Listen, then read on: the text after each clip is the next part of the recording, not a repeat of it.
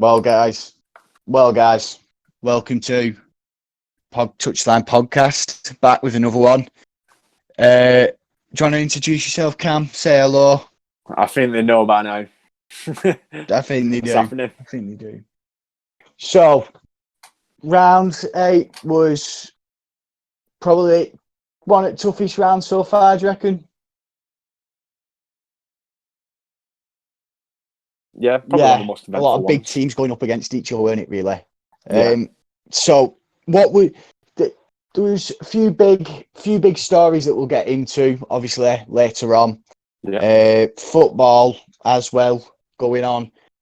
Do you want to kick us off with your standout game for the round 8? Yeah. So the best game I've chose out of round 8 was the Storm and Roosters game.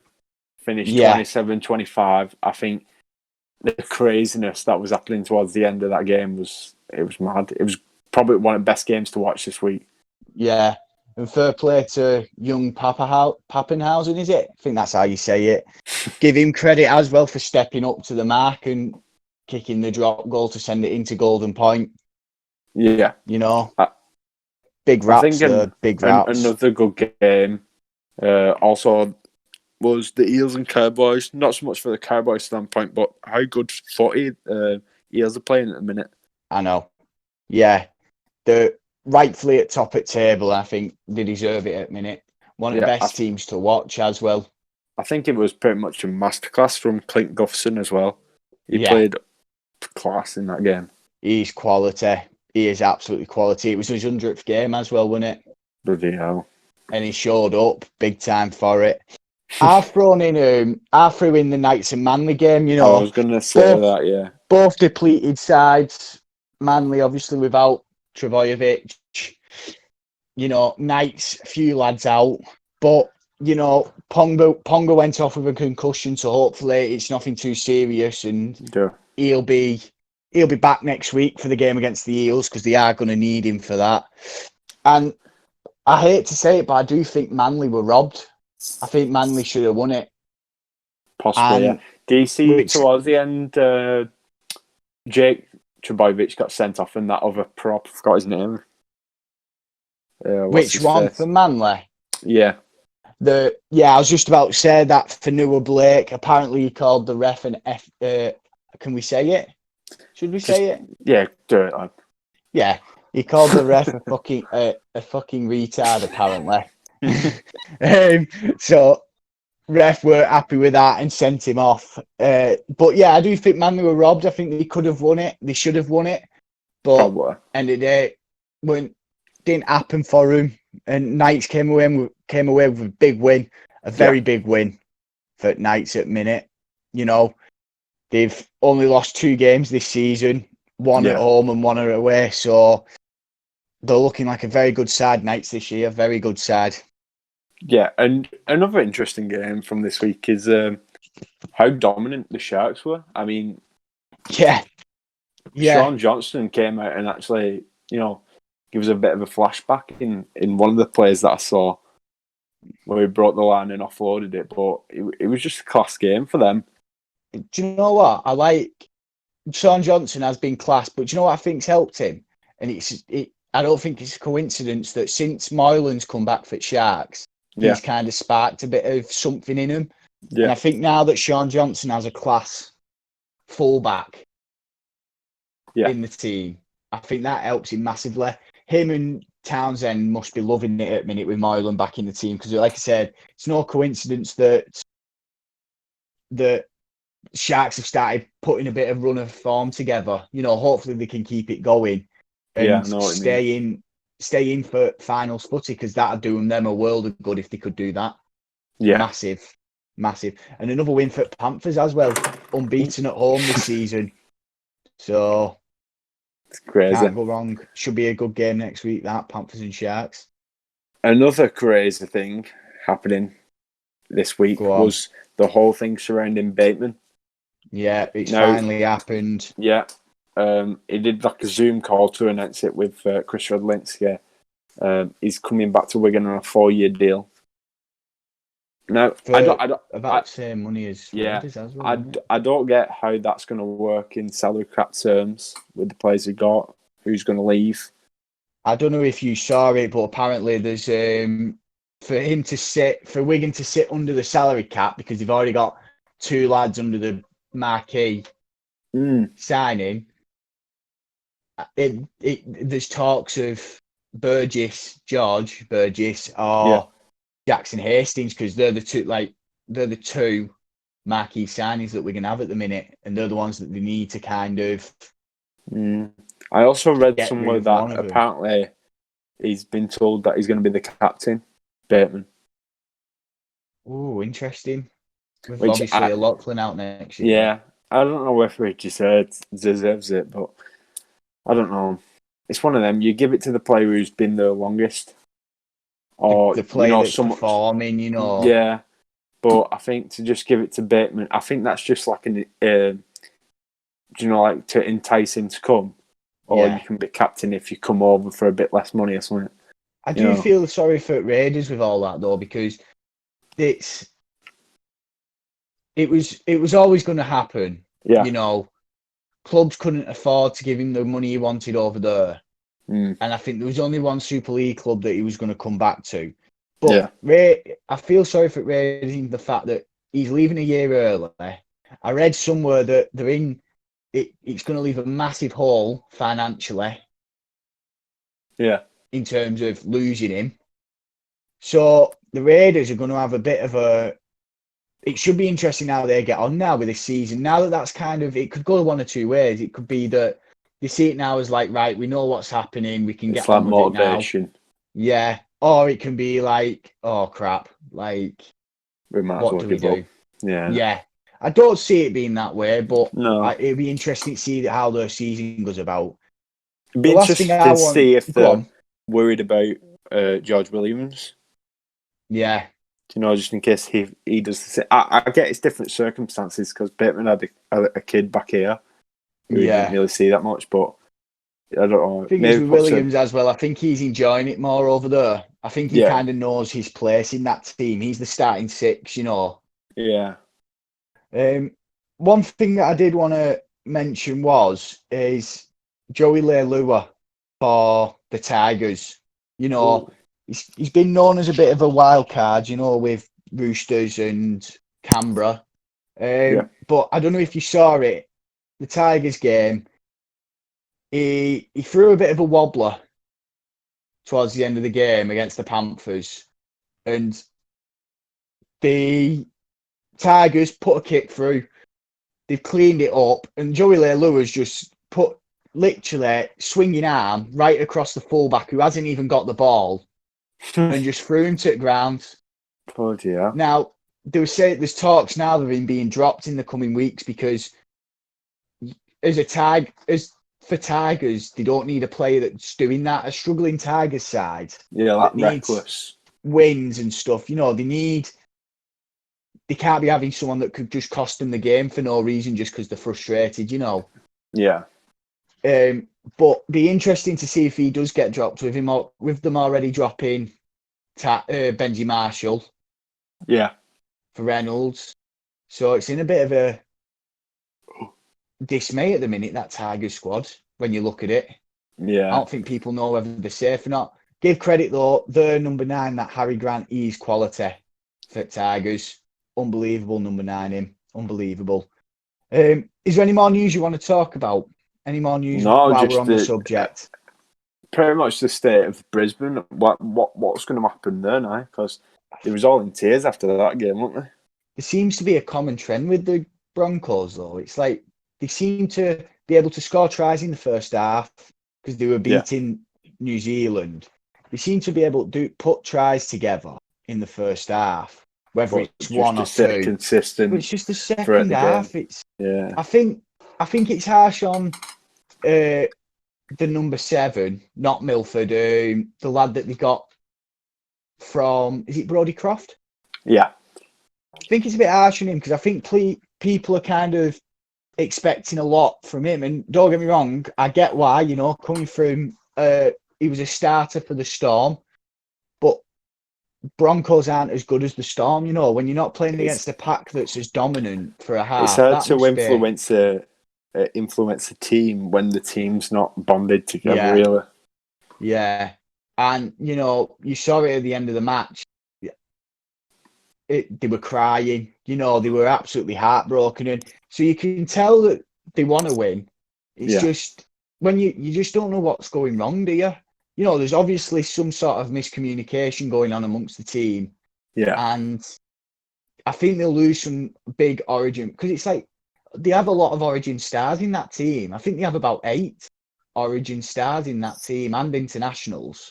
Yeah. But I just don't know. I think it does come down to, I think the halves are struggling because if you're managing to score tries in the first half and against a team like New Zealand where you're beating them in the first half, I just think to come out in the second half and lose it, your game management obviously isn't good enough. Yeah, I totally agree with that. I think they need something, and one of the chairmen from the Broncos has come out that Seabold is staying. So they obviously have a bit of confidence in him and trusting what he's doing, but I just can't see it. If I'm Steve Kearney now, I'm thinking I've been bullied out of this. Yeah. But anyway, it'd be definitely watch sort of what goes on, especially next week, the Broncos against the Bulldogs. Yeah. 16th, playing 14th. I do think that both teams need a win, and both teams will be looking at it as a win, But yeah, that'll be a good game to watch next week. That'll be a good game to watch. Luke Tomo getting into him. Just one last question. I think you're going to ask me the same thing. I'm not sure. The discussion on the Morris twins' future. Yeah, I read about that. I think with the way they're playing, they've reignited the game. At Roosters, it looks like they're in the prime form and stuff like that. So I think depending on where they finish and where they go in the finals, I think it'd be a good shout for them to sign another 1-year deal with Roosters. Because the thing is, you've got players there that can just slot into dishing it back, can't you? And with a side that have had a few injuries this year, they've helped them out massively. And you talk about players who can help improve an already double winning side. Yeah. It's a big ask, isn't it? To put both Morris twins together, it just fits so well. Yeah. And they both bounce, back and forth with each other. If one plays well, the other one plays well, and it just kind of works like that, I think. That's the thing. I just don't... like you said, then you made the point of to come into a side and them still be as good when they're a double winning premiership side. I know they've had a few injuries this year and stuff. Radley and Verrills out, but that's a big ask for 2 players just to come in and perform so well in a squad like that. But my opinion on it, I think they'll know themselves if they can go 1 more year, and if they do, I think the Roosters would be stupid to not keep them. Personally, yeah, I agree. I think they'll be stupid to let them go to any other team unless they retire. Then that comes down to the player themselves, then, doesn't it?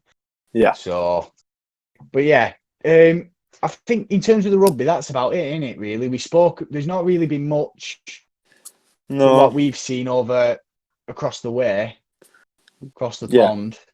I don't know. I don't think I said it before, but I think this podcast is going to be a bit shorter, just simply because of, like you said, there's not much been going on. Yeah. I think everything's really just coming back to normal. Either. Yeah, it's 4 weeks out, but I think once the Super League comes back in NRL, because the NRL will still be going, footy's in full swing now. I think they will come a bit longer. Yeah. I think that will happen. It's just waiting for everything to get back together. 100%. So now, moving on, do you want me to do this one, Cam? Or are you all right? Have you recovered from it? I'm a bit emotional, me lad. But, you've got to put it into terms. They've been out on the piss. This is Liverpool, by the way. Been out on the piss. I'd have rest. It is bound to happen. You can't come and turn up to a City game like that. City will just shit all over you, basically. So do you reckon it was a bit of an attitude thing that the way it happened? I think it was more of a fact that they've just, because they were saying when they won the title they wanted a couple of days off, for doing it. But why would you want? I get you that you've won the league, but it's against City. Wouldn't you want to prove yourself against a big team like that? But either way, it doesn't really matter at the end of the day, does it? It's just a pride thing more than anything.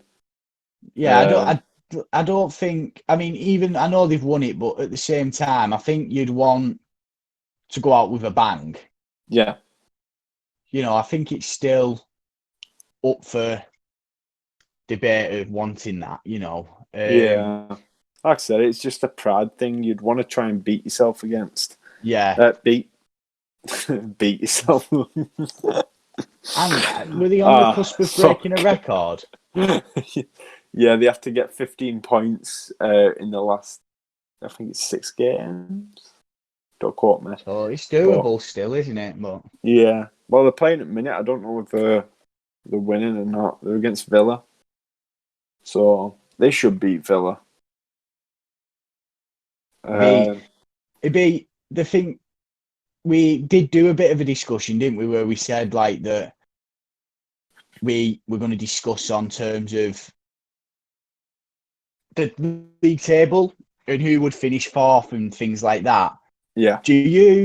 So I've just got the table up now. Do you want me to tell you my predicted? Go on. So it's top 5 in it, really, but yeah, we'll say top 5. 4. Yeah. So obviously Liverpool top. City's going to finish second. I think Chelsea will finish third. Oh. I think United will finish fourth, and Leicester will drop off and finish sixth. Because Leicester, since they've come back, Leicester, they've looked awful. Yeah. They haven't looked themselves. I mean, they won. Was it yesterday they played? Vardy got a hat trick, didn't he? Yeah. It's just whether they can keep that going. Because when you look at it, it's like Leicester are on 58 points. Chelsea are 1 point behind them. Close. Yeah. And United a win away sort from 2 points and 3 points away. Yeah. So I think Wolves and Arsenal are out of the question for Champions League unless they pull something out the bag. Yeah. I don't see Wolves catching United because the way United's been playing at the minute has been tremendous. Yeah. That game against Bournemouth, I mean, Greenwood, was unreal. I mean, I didn't get to watch it. I watched the highlights when I got home, but I was in work when it was on. And I got an alert through on my phone. It was like 1-0 to Bournemouth. I thought, this is just United. This played so well. There is questions in defence still, but that's the thing. In the next transfer window, that's what they'll try and aim to achieve. Trying to sign some world class defenders. Yeah, definitely. I think that has to be up there with. I think that's the main priority because I think midfield wise, I think we're solid. In terms of who we've got. We've signed Matic on a new deal, McTominay on a new deal. Yeah, if you can keep Pogba though, I think it'll be fine. I mean, you look at the way Fernandes has influenced that United team. Yeah, he's completely together, hasn't he? Yeah, he's changed the whole way they play, and that's what they needed at the time. So, I think if they can find that type of influential player in defence, I think you'll be fine. Would you keep Lindelof? I'd probably keep him as a replacement. Yeah. So you'd buy someone to partner up with Maguire. Yeah. I think there's kind of no way of not putting Maguire in the team, especially how much money they paid for him. It'd be kind of like a kicking balls if they just didn't play him. And you look at it and you think Luke Shaw is still solid. He's not world class, but he is a solid. Well, they've also got Brandon Williams. Haven't they, I was just about to say that. Yeah, they've got Williams then to come in as well, and then on the other side you've got Bissaka. Exactly. Yeah, he's class. So I think it's just the centres. I think Maguire. I think they were stupid to pay that much because he just gets beat too easy. I do think it's one of them. I just think him and Lindelof. I don't know whether it's that they're too similar or too different to play together. If you get what I mean. Yeah. I think they just need someone just a bit quicker to pair alongside him because, as his nickname says, he's a big slabhead. But, they just need someone who can, recover if he misses the ball and stuff like that. But, yeah. I don't know. Because in that Bournemouth game, in the highlights, a lot of it was like Maguire covering for Lindelof or Lindelof covering for Maguire. Yeah. But you shouldn't have to do that. With two centre-backs like that, there should have to be no covering, Yeah. When you look at like Van Dijk and Gomez, it's very rare that Gomez has to cover for Van Dijk or Van Dijk has to cover for Gomez. It's like a Liverpool that they're always first to the ball. And, if someone's running at them, they get close. But United, they just sit back and wait for them to attack them. And by then, they've already run past them. So yeah. Does seem to be working, though. But I know what you mean. It is, if that's the way you're going to play, you need to make sure that your two centre-backs are completely solid. Yeah. I think that about sums it up for this week of footy, though. That's it, really. I don't think there's anything big announcement-wise. I think there's the whole thing that United came out and said they don't want to spend they're not going to pay Dortmund more than 50 mil for Jadon Sancho. I've seen a thing that apparently they've pretty much signed him, though. But it seems to always be the case that United, they said that about Griezmann. So yeah. Thing is, though, I think that's one of the big struggles United had recently is Ed Woodward. All speculation. With, it's whether he wants to just build it up for hype or he's just bad at convincing players to come. Yeah. But I think we'll have to wait and see. Yeah, it's just one of them. You can only wait and see. And I feel a bit bad on Greenwood if that was happening because you'd think that he'd be on bench more. Yeah. Unless there's talks of someone like Martial going or that hasn't come out Which would yet. be a bit stupid because something. Him scoring this week, it put him with the most goals he's scored for United in a season. Well, should be an interesting one. Anyway, right. Now, go on, Cam. I'll let you crack on with this. So, let's move into the predictions of this round. For game of the round, I decided to go with one that's going to be more competitive, and that's the Knights and Eels game. Good shout. Solid shout. So the only reason I went for that is because the Eels have come off that massive win against the Cowboys now, and Knights scrape through that Manly win. They'll both be wanting to capitalise on the victories they've just had. So, and when you look at the table as well, I think if Knights want a chance of finishing at top of the ladder, I think they're going to have to win it just to get in amongst it. I know they're only 3 points off, but to stay within a running and not dropping down table, it's a must-win game for them, really. Yeah, it'll be tough because Clint Gutterson's been on form recently, and that game he had last round against the Cowboys, he just played incredible. So, be interesting to see if he can, come out and replicate the performance again. Now, Cam. Yeah. Because we've kind of done it a bit different this year. This week, we've chose instead of just doing one player to watch, we've done two, haven't we? And it's two players from each team that we've picked from our game of the round. So you may as well go ahead and tell us who your two players are.